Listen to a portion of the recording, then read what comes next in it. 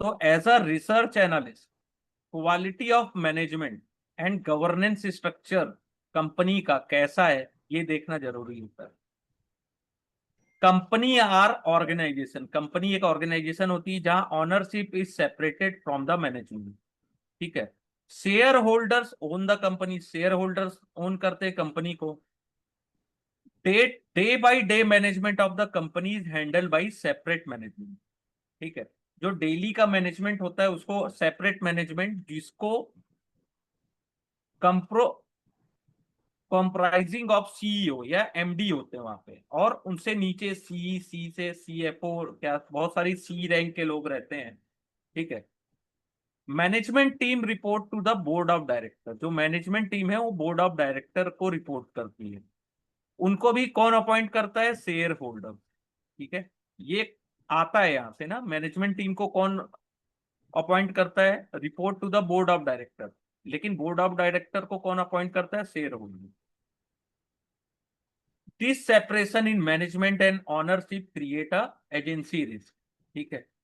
क्योंकि shareholder जो होते हैं rely on management to work in the interest of company, और शेयर होल्डर, शेयर होल्डर को विश्वास रहता है मैनेजमेंट में, और मैनेजमेंट कंपनी के इंटरेस्ट में काम करे और शेयर होल्डर के इंटरेस्ट में काम करे। ठीक है।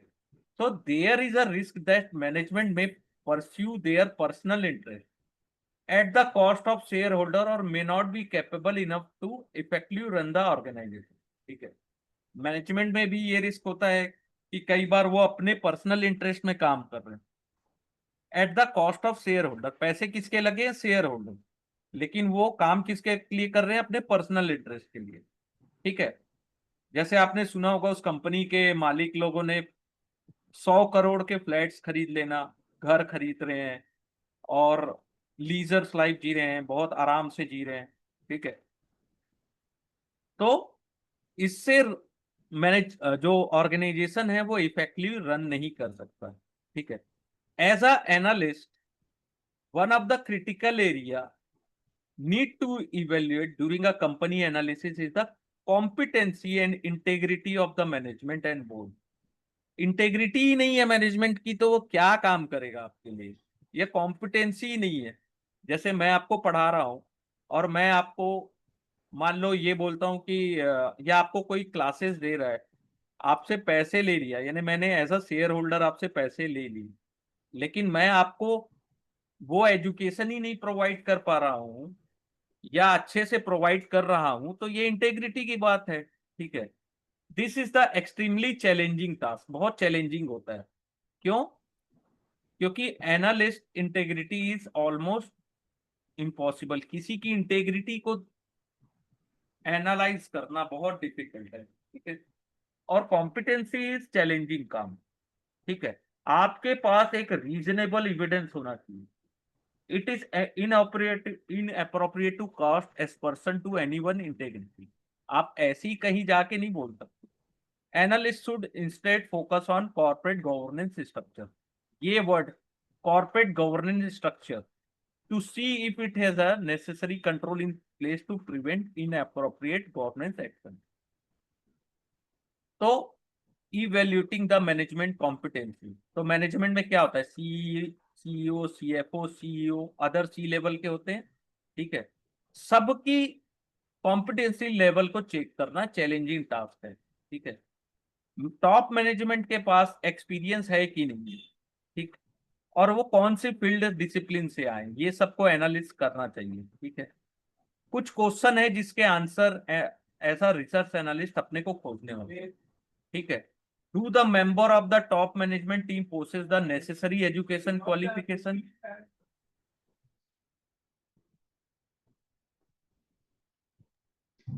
मैनेजमेंट के पास, टॉप मैनेजमेंट टीम है वो कहां से पास आउट है, क्वालिफिकेशन है कि नहीं है रिलेवेंट डिसिप्लिन में, वो भी।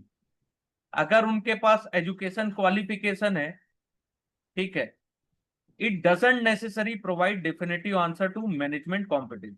ठीक है। एक्सपीरियंस है तो कितने साल का है? ठीक है। अगर हायर नंबर ऑफ एक्सपीरियंस है, ठीक है, तो कितने बिजनेस चैलेंज उन्होंने पास्ट में फेस की? एक्सपीरियंस है ना, जैसे 20-30 साल का एक्सपीरियंस है तो कितने चैलेंज आपने पास किए और पास भी किए, तो कितने को आपने टैकल किया है, और फ्यूचर में उसको टैकल कर पाओगे कि नहीं। अगर आपने पास्ट में टैकल किया है तो ये एक्सपेक्टेड है कि आप फ्यूचर में कर लोगे। ठीक है। If any of the top management team has been a such role for several year, how does the company perform. अगर मैनेजमेंट टीम में वो आपने कुछ रोल में हो तो उस समय कैसा परफॉर्म किया। ठीक है। तो ये सब कॉम्पिटेंसी अपने को निकालनी पड़ती है। Past track record of senior position जो बड़े लेवल में है, आप किसी कोई भी कंपनी के सीईओ को देख लो और जाके देखो कि उन्होंने पास्ट में क्या किया है। ठीक है। तो ये सब क्वेश्चन के आंसर अपने को निकालना होता है। ठीक है। How long the top management team been associate with company, company के साथ कितने सालों से एसोसिएट हैं, और एसोसिएट होने के बाद कंपनी का परफॉर्मेंस कैसा रहा। ठीक है। It is not necessary that a executive who perform extremely well in one company, ऐसा जरूरी नहीं है कि कोई एग्जीक्यूटिव है वो किसी एक कंपनी में बहुत अच्छा परफॉर्म किए हैं सेम रिजल्ट वो यहाँ भी प्रोवाइड करें। ठीक है। उनके मैनेजमेंट का विजन कैसा है लॉन्ग टर्म के लिए, उनके पास स्ट्रेटेजिक डायरेक्शन है कि नहीं, share holder values created over a long term. ठीक है। लंबे समय के बाद शेयर होल्डर आपके पर बिलीव करेंगे। ठीक है। Competent management team should be able to provide a vision for long term goal. कई कंपनी दुनिया में है जिनके पास आने वाले 50 साल का गोल है कि आने वाले 50 साल में वो क्या करने वाले हैं। ठीक है। क्या चीजें नहीं आएंगी उसके लिए वो क्या तैयारी कर रहे हैं, ये होता है लॉन्ग टर्म गोल। ऐसा नहीं साल भर बाद क्या करने वाले, ये नहीं, वो तो उनको अभी भी पता होता है साल भर बाद क्या करने वाले। ठीक है। It does not necessary mean that management should inform about all their strategy to the shareholder. ठीक है।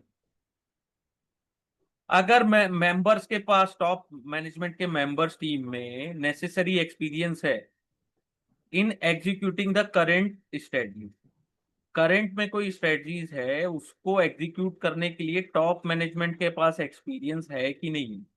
ठीक है।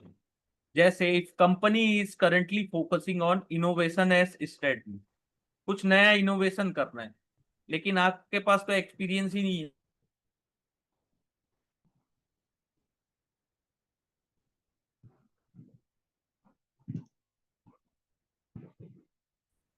केवल बोलने से नहीं होता है। ठीक है। ये एग्जांपल के तौर में बताया, क्या कंपनी ने गाइडेंस दिया है on expected near term performance. ठीक है। और whether they typically achieve such guidance, near term performance के लिए क्या गाइडेंस दिया कंपनी ने, क्या उसको वो अचीव कर पाए, कंस्टेंटली प्रोवाइड कर रही है क्या गाइडेंस। ठीक है। बेटर कंट्रोल है कि नहीं बिजनेस में, और मैनेजमेंट टाइमली रेगुलेटरी कंप्लायंस को कंप्लीट कर रही थी। रेगुलेटरी कंप्लायंस बहुत जरूरी होता है। अगर आप नहीं कर पा रहे हो यानी कि आप पूरी तरीके से फंसोगे, बहुत बड़ा रेड फ्लैग होता है किसी भी मैनेजमेंट की इंटेग्रिटी को चेक करने के लिए। ठीक है। आपके पास सफिशिएंट डेलीगेशन है क्या डिसीजन मेकिंग प्रोसेस में, if the decision making process is well delegated and is fairly broad basis, it can ensure continuity even when there is churn in the top management. ठीक है। Does company have succession plan, succession plan है अगर कोई retire हो गया proper point से, किसी point से, या अचानक से किसी की डेथ हो गई, तो आपके पास है प्लान किसको बनाओगे उनकी जगह। ठीक है। Evaluating corporate governance, corporate governance का क्या मतलब होता है, rule process and procedure that follow in the management and operation of firm. क्या रूल्स है, क्या प्रोसेस है और क्या प्रोसीजर है, इसको फॉलो करते हो आप management and operation of a firm. अगर आप अगर आपका ऑब्जेक्टिव है गुड कॉर्पोरेट गवर्नेंस का standard is to ensure that the company is run well to take care of all shareholder. अगर आपके पास गुड कॉर्पोरेट गवर्नेंस है तो आप अच्छे से रन कर सकते हो, shareholder, lenders, employ, supplier and customer सभी का ख्याल रखते हो। ठीक है। Regulatory stand on corporate governance, focus on protection of investor with additional focus on minority and promoter shareholders. SEBI clause 49 of listing agreement set the corporate governance structure.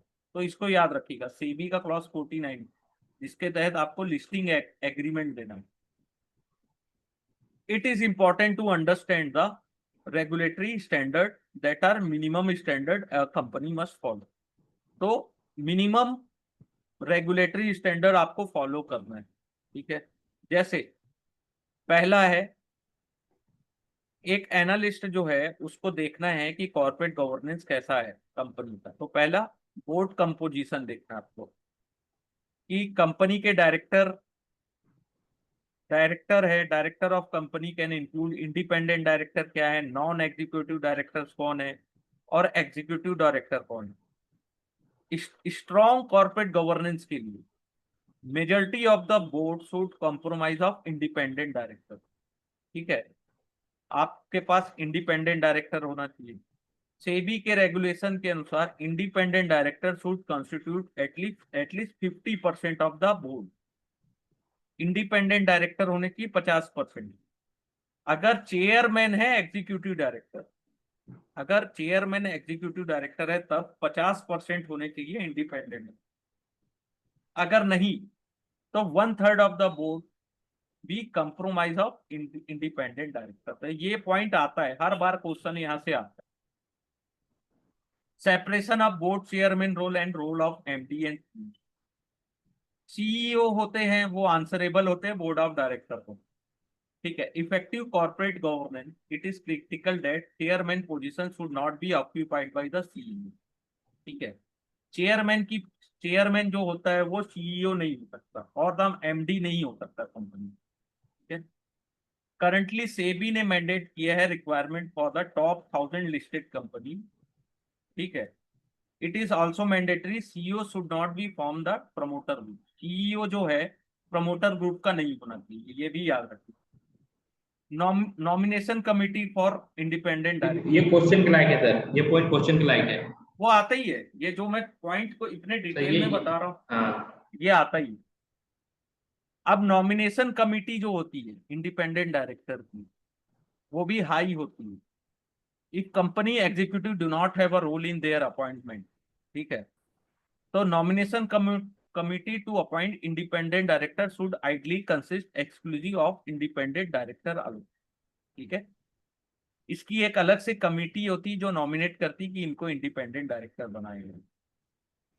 Auditor की fees, यहां से भी क्वेश्चन आता है. Auditor independence is one of the very critical aspect. Auditor अगर आजाद नहीं है तो वो क्या काम करेगा कंपनी के लिए. For auditor to be able to truly और कंप्लीटली इंडिपेंडेंट, उनकी एक फीस तय होती. ठीक है, गिवन कॉर्पोरेट एंटिटी और बिजनेस को. ठीक है, it is important to check auditor remuneration for all service they provided to the group entities less than their overall income. ये भी आता है. ठीक है, ऑडिटर की अगर फीस अगर आपके ऊपर डिपेंड रहेगी तो आप तो कुछ भी करवा सकते हो ना उनसे. ऑडिटर का रोटेशन भी होता है वंस इन अ 5 ईयर. 5 साल में एक बार जो ऑडिटर है वो भी चेंज हो जाएंगे.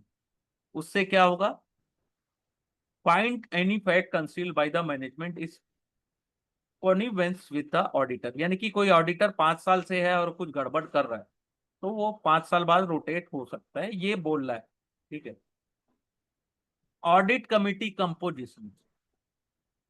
ऑडिट कमिटी होती है वो रिस्पॉन्सिबल होती है जो फिनेंशियल स्टेटमेंट होते हैं ना कंपनीज के, उसको रिव्यू करने के लिए. और नॉमिनेशन ऑफ ऑडिटर.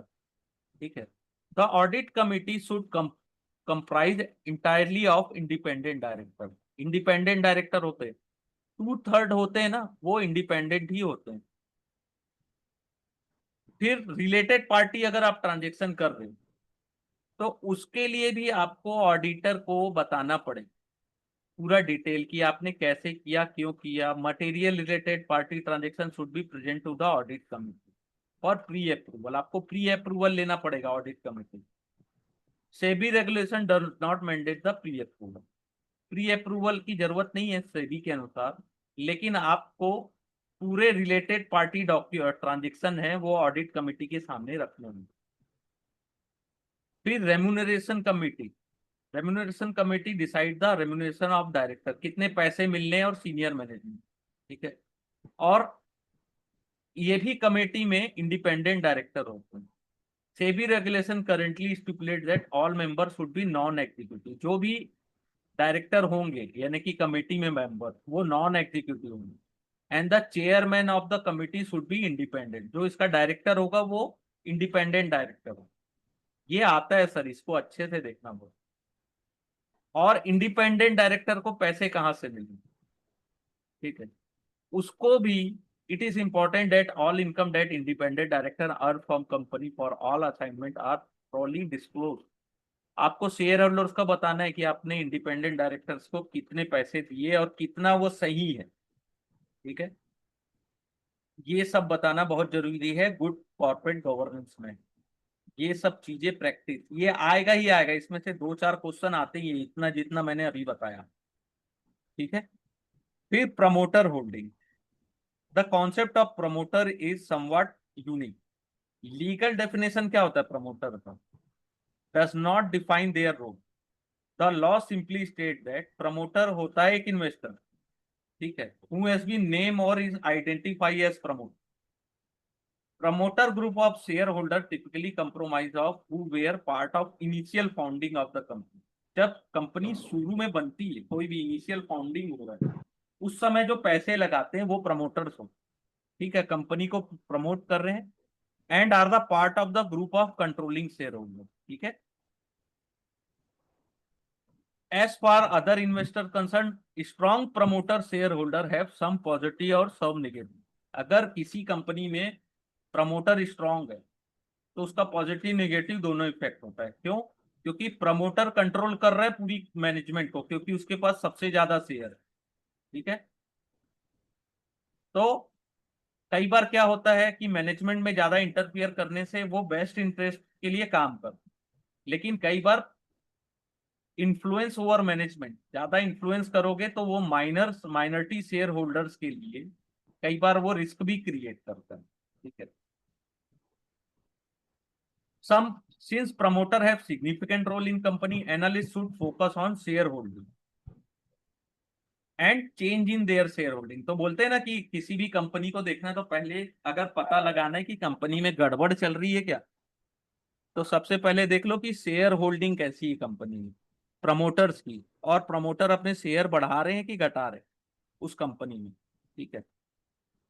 कई बार क्या होता है प्रमोटर को पैसे की जरूरत होती है तो वो क्या करते हैं, अपने शेयर को प्लेज कर देते हैं। प्लेज यानी गिरवी रख देते हैं, सेल नहीं करते। जब प्रमोटर सेल कर प्लेज करते हैं शेयर को, तो लेंडर क्या करता है, हेयर कट अप्लाई करते हैं। 100 रुपए में आपको प्लेज करना है, उसकी जगह हेयर कट अप्लाई करके 60 रुपीज में ही कर देंगे, ठीक है। तो हेयर कट से क्या होता है, वैल्यूअर को कोलेट्रल एडिक्वेट लगता है, ठीक है, और प्राइस ऑफ असेट भी थोड़ा सा गिर जाता है। जैसे आप 100 रुपए कोई चीज चल रहा है, किसी शेयर का प्राइस, आपको हेयर कट करके 60 रुपए में मैं आपको लोन दे रहा हूं, तो उसकी वैल्यू तो मैंने गिरा दी ना। प्रमोटर ऐसा क्यों करते हैं, प्लेज क्यों करते हैं? क्योंकि उनको पैसे की जरूरत होती है नॉर्मल कोर्स में। इसका ये मतलब नहीं है कि इससे कोई सिग्नल मिल रहा हो कॉर्पोरेट गवर्नेंस से रिलेटेड या बिजनेस के फंडामेंटल। आपको ज्यादा पैसे की जरूरत थी तो हमने गिरवी रख दिया। बहुत सारे इंडिया में कंपनीज करते कि प्रमोटर ने आज गिरवी रखे, आज इतने शेयर छुड़ाए, हमेशा न्यूज में आते रहते, ठीक है। तो प्रमोटर का क्या काम है, ये है प्रमोटर, ठीक है। प्रमोटर सबसे ज्यादा रिस्क लेके आते हैं क्योंकि वो सपना देखते हैं और उसको विजुअलाइज सही करते बात, हैं। इनिशियल में आते हैं ना। हाँ हाँ हाँ वो इनिशियल में जुड़ते हैं ना, वही हाँ, फंड लगाते हैं। उनके पास सबसे ज्यादा रिस्क होता है क्योंकि उस ड्रीम को रियलिटी में कन्वर्ट करना। जैसे अगर आप जोमेटो की बात करो तो एक समय उनका सपना रहा होगा, फिर वो धीरे धीरे काम करके आज इंडिया लेवल की कंपनी बनी। या अगर आप अमेजोन, कोई भी कंपनी है जो जो प्रमोटर्स है जिन्होंने पैसे लगाए, उन्होंने कुछ तो सोचा होगा। अब एंटरप्रेन्योर में क्या रिस्क है, natural risk. Entrepreneur are by nature risk taker, जो होते हैं ना वो रिस्क टेकर होते हैं। ऐसा नहीं है एंटरप्रेन्योर आप बन गए तो आपको रिस्क नहीं होगा, रिस्क होगा। And have the psychology ability to bear the song, आपके पास मेंटली आप तैयार भी हो कि आप फेल हो गए तो क्या होगा, कुछ नहीं होगा आपको अगर आप एंटरप्रेन्योर हो तो। व्यूपर्ट म्यूड्रॉक, रूपर्ट म्यूड्रॉक 3 बार फेल हुए थे, उसके बाद उन्होंने स्टार एम्पायर क्रिएट की। स्टीव जॉब को उन्हीं की कंपनी से निकाल दिया गया, ठीक है, फिर बाद में उनको बुला लिया गया लेकिन अपनी कंपनी से निकाले गए। और he started another successful venture, ठीक है। There are risk in every business, सभी बिजनेस में रिस्क होता है, which may range from business aspect to operational aspect to the execution aspect and other, ठीक है। तो एनालिस्ट को बहुत सारी चीज सोचनी चाहिए, risk aspect in various dimension of business, ठीक है। और उनको हमेशा ये क्वेश्चन दिमाग में रहता है क्या इस बिजनेस में गलत हो सकता है। अगर प्रमोटर स्टेट दैट कि इस बिजनेस में कुछ गलत नहीं हो सकता, तो आपको और देखना चाहिए कि क्या people who don't know that they don't know, ठीक है। कौन सी कैटेगरी में आता है, अगर कोई प्रमोटर बोल रहा है कि हमारे बिजनेस में कुछ गलत नहीं हो सकता, जिसको कुछ, जिस आदमी को लगता है कि कुछ कुछ नहीं पता उसे रियल में कुछ नहीं पता होगा, ठीक है। तो people who don't know that they don't know, उन्हें वो चीज पता नहीं है जो उनको नहीं पता है, ठीक है। A good businessman would always cognizance to the risk in the business, एक गुड बिजनेसमैन को हमेशा पता होता है कि उसके बिजनेस में क्या रिस्क है, and step that need to be taken to protect the business from their effect, वो हमेशा तैयार रहे रहते हैं कि अगर ऐसा कुछ हुआ तो हम तैयार हैं, हम अपने बिजनेस को प्रोटेक्ट कर लेंगे, ठीक है। History of credit rating, credit rating से क्या होता है, सिंपल एक line, credit rating refer to the rating of ability of borrower to service its डेप्ट रिलेटेड ऑब्लिगेशन, ठीक है। तो डेप्ट, जितने भी डेप्ट या बॉन्ड इशू होते हैं उसको क्रेडिट रेटिंग दी जाती है, ठीक है। चाहे वो ईश्वर लेवल पर हो चाहे इंडिविजुअल लेवल पर हो, ट्रिपल ए, डबल ए, क्या बोले, ये इसे रेटिंग दिया जाता है बी, इसे। तो यहाँ से दिया जाता है, ठीक है। बस इसमें इतना ही। Credit rating pertain to dept, it also relevance to equity investor, अगर डेप्ट डेप्ट पेपर को अगर आप ट्रिपल ए से ए दे दिए किसी के बॉन्ड, और है ना किसी वो बढ़िया कॉर्पोरेट है। बॉन्ड, ट्रिपल ए से ए आ गया तो उससे इक्विटी इन्वेस्टर को भी पता चलता है कि भैया कुछ तो गड़बड़ चल रही है, ठीक कुछ है। गड़बड़ चल।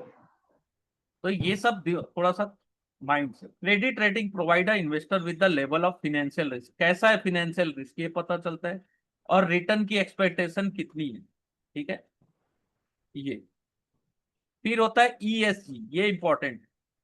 ईएसजी में क्या होता है, environment social and corporate governance, ठीक है। स्टार्टिंग में इसको बहुत हैंडफुल इम्पैक्ट था, ठीक है, इनिशियली, बट आज के डेट में सबसे इंपॉर्टेंट। इसमें क्या क्या आंसर मिलते हैं, how does the company activity affect the environment, company की एक्टिविटी से क्या हमारे इन्वायरमेंट को, पर्यावरण को कितना नुकसान या फायदा पहुंचे। Company with low carbon emission, low contributor to pollution, ठीक है। जो लो कार्बन एमिशन कर रही है, पॉल्यूशन में सबसे कम कंट्रीब्यूशन कर रही है, तो वो बेटर होगी than other. What are the activity company perform in term of social development, social,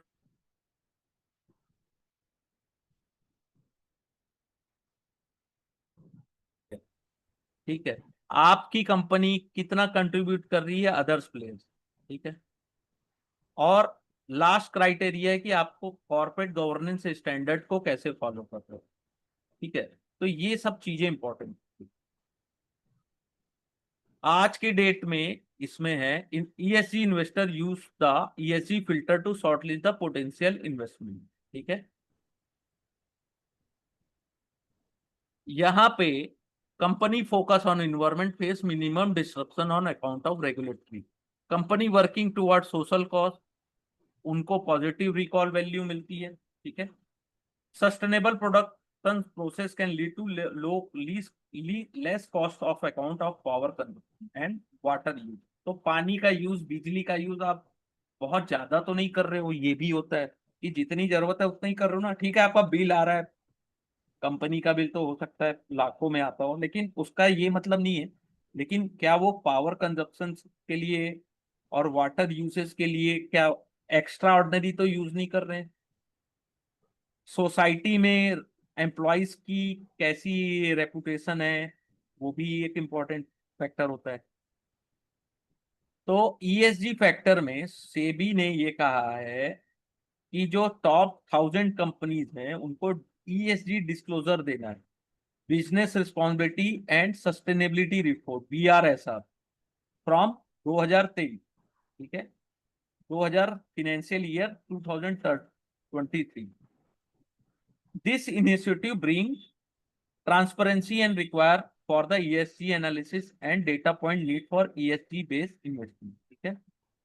2022 में 175 कंपनीज ने वॉलंटरी रिपोर्ट दिया था, वॉलंटरी, ठीक है, लिख के नहीं, जो भी BSSR में जो भी रिपोर्ट उन्होंने दिया था। लेकिन 2023 से 1000 जो लिस्टेड कंपनी है, टॉप 1000, उनको डिस्क्लोज करना है, बिजनेस रिस्पॉन्सिबिलिटी एंड सस्टेनेबिलिटी, ठीक है।